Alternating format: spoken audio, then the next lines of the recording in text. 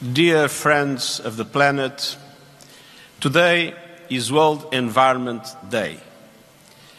It is also the day that the European Commission's Copernicus Climate Change Service officially reports May 2024 as the hottest May in recorded history. This marks 12 straight months of the hottest months ever. For the past year, every turn of the calendar has turned up the heat. Our planet is trying to tell us something, but we don't seem to be listening. Dear friends, the American Museum of Natural History is the ideal place to make the point. This great museum tells the amazing story of our natural world, of the vast forces that have shaped life on Earth over billions of years. And humanity is just one small blip on the radar.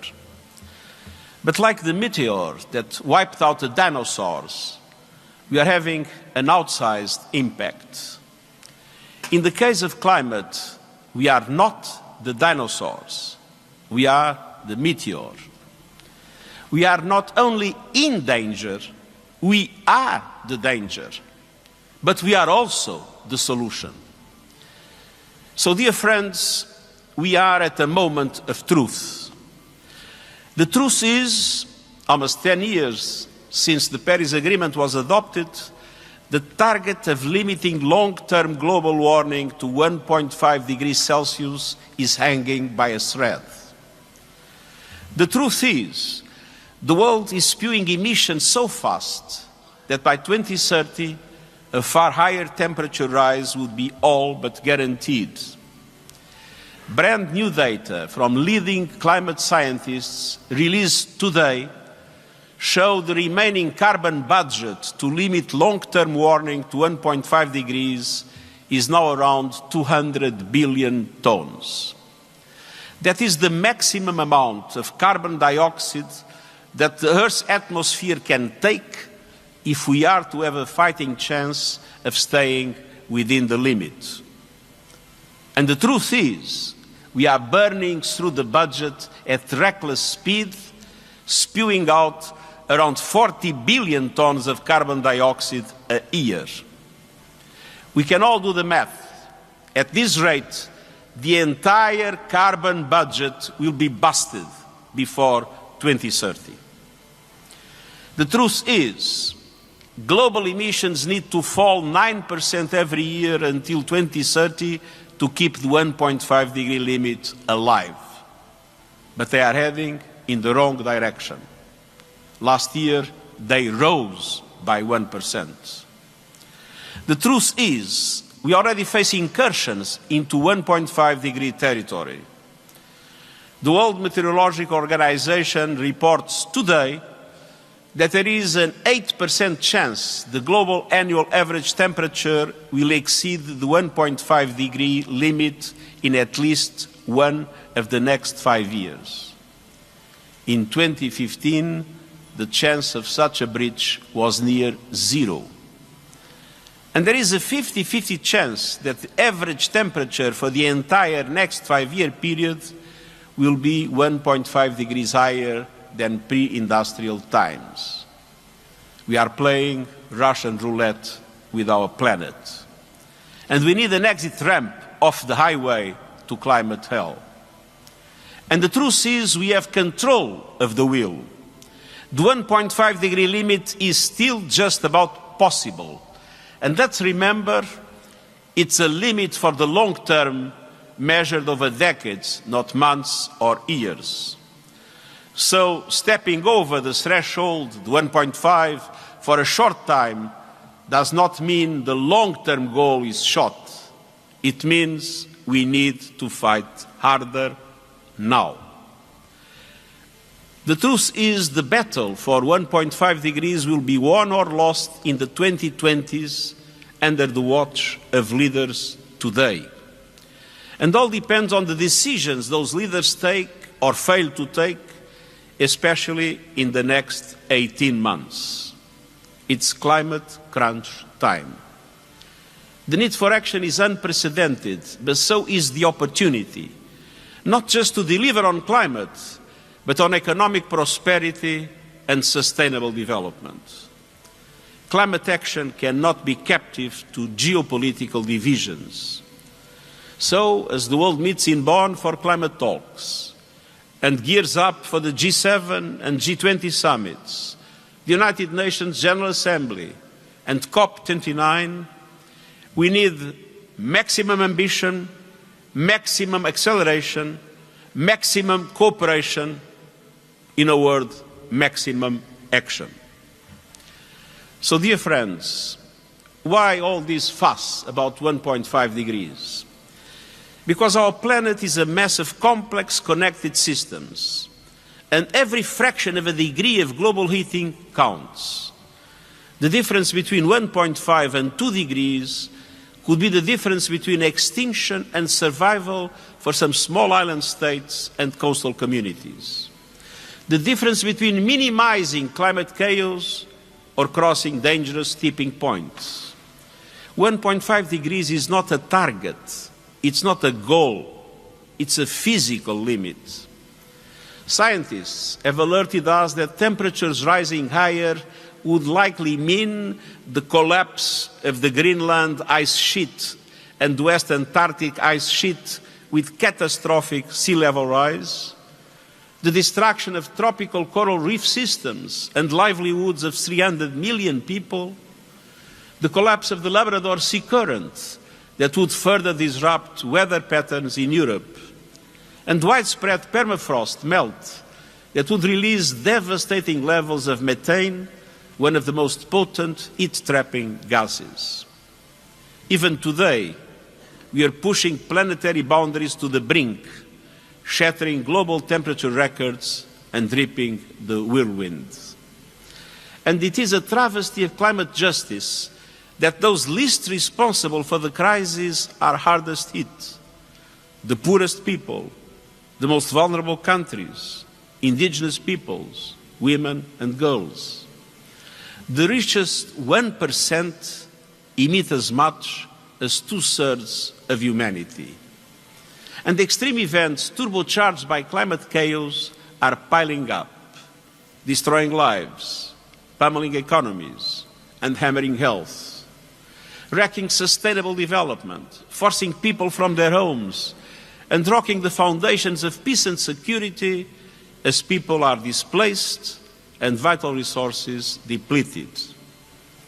Already this year, a brutal heat wave has baked Asia with record temperatures, shriveling crops, closing schools, and killing people. Cities from New Delhi to Bamako to Mexico City are scorching. Here in the US, savage storms have destroyed communities and lives. We have seen drought disasters declared across Southern Africa, and extreme rains flood the Arabian Peninsula, East Africa, and Brazil. And the mass global coral bleaching caused by unprecedented ocean temperatures soaring past the worst predictions of scientists. The cost of all this chaos is hitting people where it hurts, from supply chains severed to rising prices, mounting food insecurity, and uninsurable homes and businesses. And that bill will keep growing. Even if emissions hit zero tomorrow, a recent study found that climate chaos will still cost at least 38 trillion a year by 2050. Climate change is the mother of all stealth taxes paid by everyday people and vulnerable countries and communities. Meanwhile, the godfathers of climate chaos, the fossil fuel industry, rake in record profits and feast off trillions in taxpayer-funded subsidies. Dear friends, we have what we need to save ourselves. Our forests, our wetlands, and our oceans absorb carbon from the atmosphere. They are vital to keeping 1.5 alive or pulling us back if we do overshoot that limit. We must protect them. And we have the technologies we need to slash emissions. Renewables are booming, as costs plummet and governments realize the benefits of cleaner air, good jobs, energy security, and increased access to power. Onshore wind and solar are the cheapest source of new electricity in most of the world and have been for years. Renewables already make up 30% of the world's electricity supply, and clean energy investments reached a record high last year, almost doubling in the last 10. Wind and solar are now growing faster than any electricity source in history. And economic logic makes the end of the fossil fuel age inevitable. The only questions are, will that end come in time, and will the transition be just? Dear friends, we must ensure the answer to both questions is yes. And we must secure the safest possible future for people and planet. That means taking urgent action, particularly over the next 18 months, to slash emissions, to protect people and nature from climate extremes, to boost climate finance, and to clamp down on the fossil fuel industry. Let me take each element in turn. First, huge cuts in emissions led by the huge emitters. The G20 countries produce 80% of global emissions. They have the responsibility and the capacity to be out in front. Advanced G20 economies should go furthest, fastest, and show climate solidarity by providing technological and financial support to emerging G20 economies and other developing countries. Next year, governments must submit so-called national determined contributions, in other words, national climate action plans. And these will determine emissions for the coming years. At COP28, countries agreed to align those plans with the 1.5-degree limit. But these national plans must include absolute emission reduction targets for 2030 and 2035. They must cover all sectors, all greenhouse gases, and the whole economy. And they must show how countries will contribute to the global transitions essential to 1.5 degrees, putting us on a path to global net zero by 2050, to phase out fossil fuels, and to hit global milestones along the way, year after year and decade after decade. That includes, by 2030, contributing to cutting global production and consumption of all fossil fuels by at least 30%, and making good on commitments made at COP28 on ending deforestation, doubling energy efficiency, and tripling renewables. Every country must deliver and play their rightful part. And that means that G20 leaders working in solidarity to accelerate a just global energy transition aligned with the 1.5-degree limit, they must assume their responsibilities. We need cooperation, not finger-pointing. It means that G20 aligning their national climate action plans, their energy strategies, and their plans for fossil fuel production and consumption within a 1.5-degree future. And it means the G20 pledging to reallocate subsidies from fossil fuels to renewables, storage and grid modernization, and support for vulnerable communities. It means the G7 and other OECD countries committing to end coal by 2030 and to create fossil fuel-free power systems and reduce oil and gas supply and demand by 60% by 2035. It means all countries ending new coal projects now, particularly in Asia, home to 95% of planned new coal power capacity. And it means non-OECD countries creating climate action plans to put them on a path to ending coal power by 2040. And it means developing countries creating national climate action plans that double as investment plans, spurring sustainable development, and meeting soaring energy demand with renewables. The United Nations is mobilizing our entire system to help developing countries to achieve these through our Climate Promise initiative. Every city, region, industry, financial institution and company must also be part of the solution. They must present robust transition plans by COP30 next year in Brazil at the latest. Plans aligned with 1.5 degrees and the recommendations of the UN high-level expert group on net zero.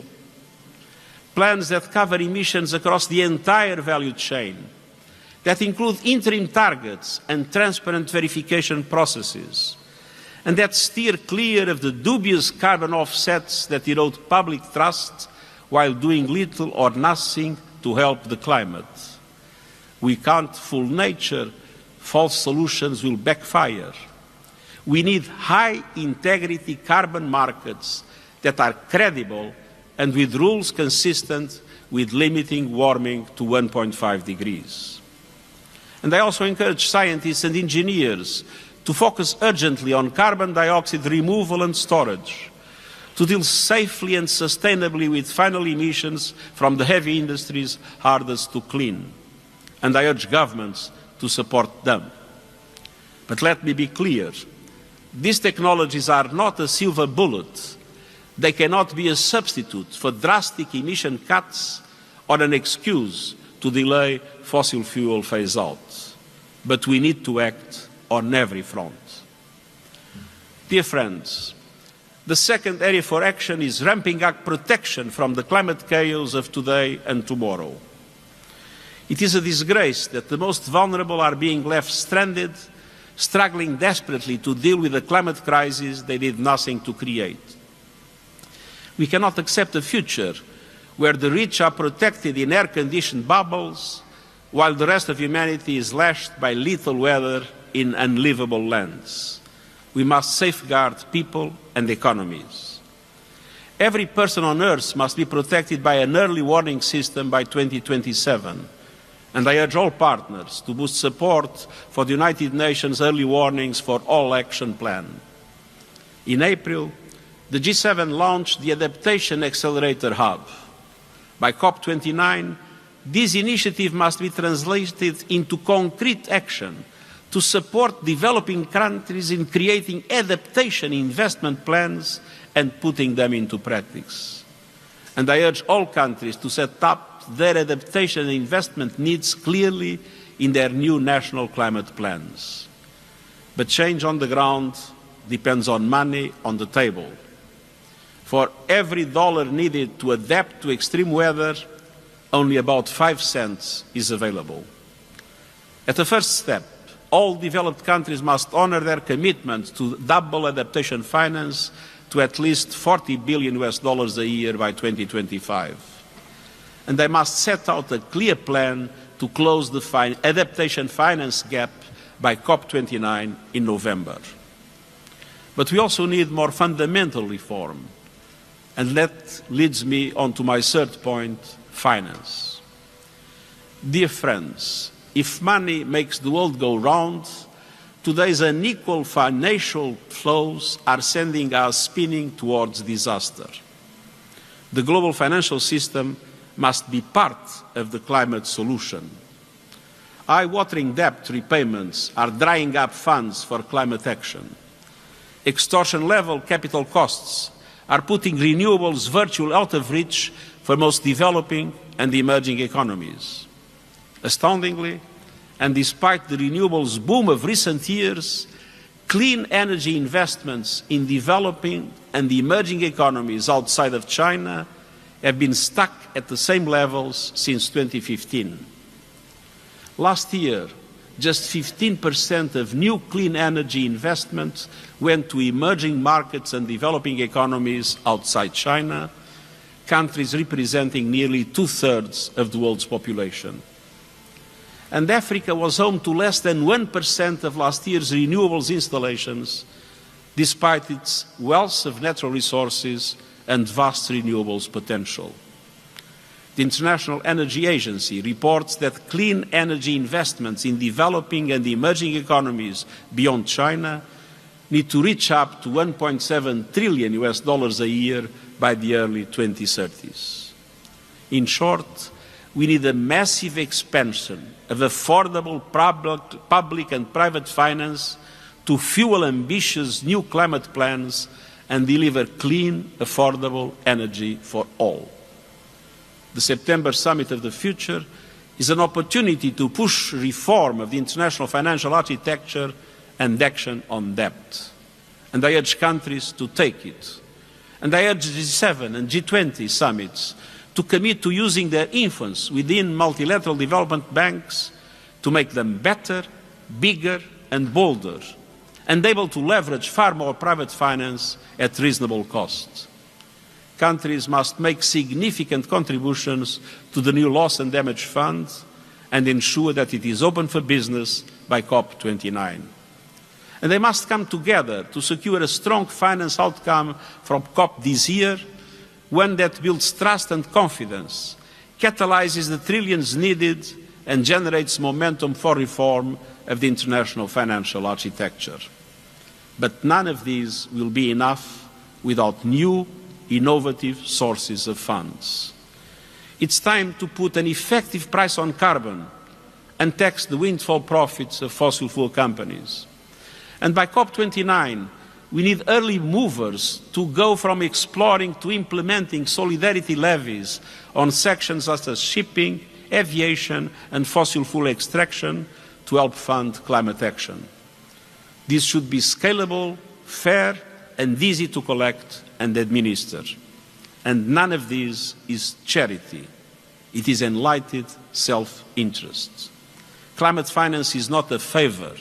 It's a fundamental element to a livable future for all.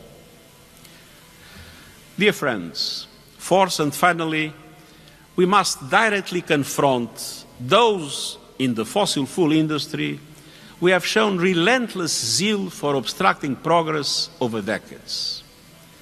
Billions of dollars have been thrown at distorting the truth, deceiving the public, and sowing doubt.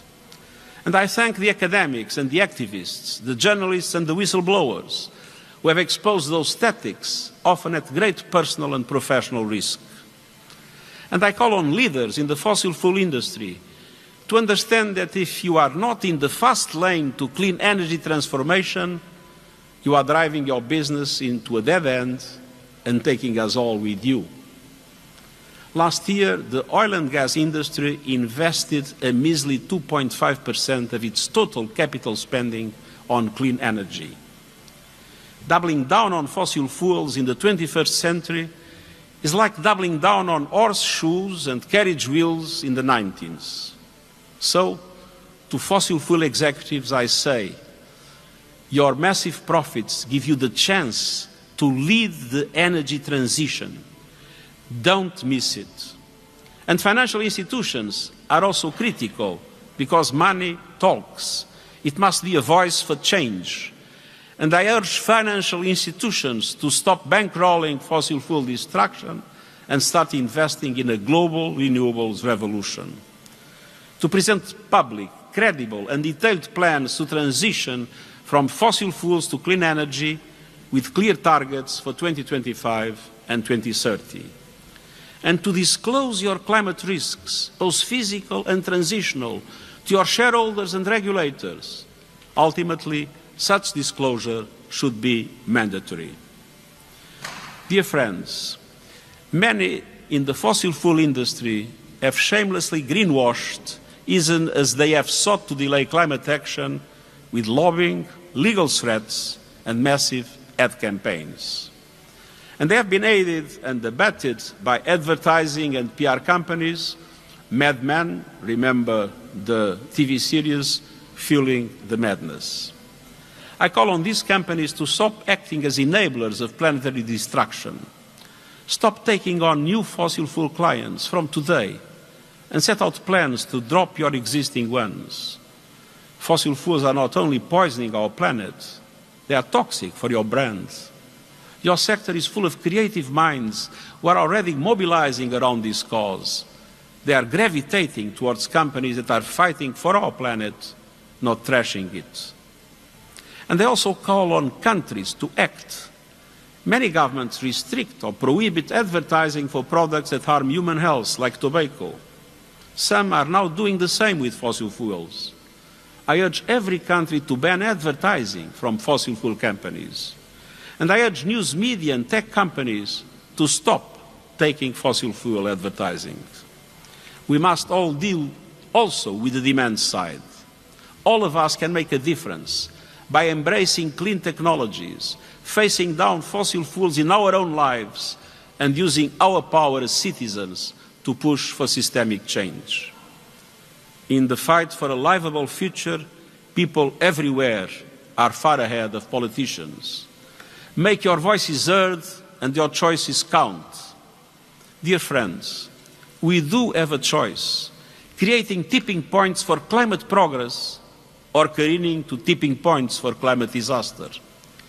No country can solve the climate crisis in isolation. This is an all-in moment.